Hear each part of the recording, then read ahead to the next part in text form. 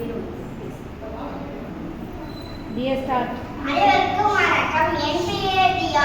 நான் 2ஆம் வகுப்பு படிக்கிறேன். கிள்ளியூர் என்று ஒரு கிராமம் இருந்தது. அந்த கிராமத்தில் மிகவும் மழை பெய்யாது. வருடத்துக்கு ஒரு முறைதான் பெய்யும். இதனால் செடி கொடிகள் குறைவாக வறண்டு போய் காணப்படும். அந்த கிராமத்தில் இனியன் ஒரு சிறுவன் இருந்தான்.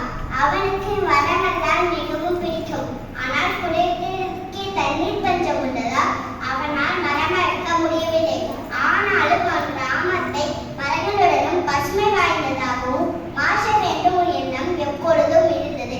அவன் ஒரு நாள் தொலைக்காட்சி பார்த்துக் கொண்டிருக்கும் போது அதில் நளினி சிற்பி பற்றி சொன்னார்கள். கிணறு குளம்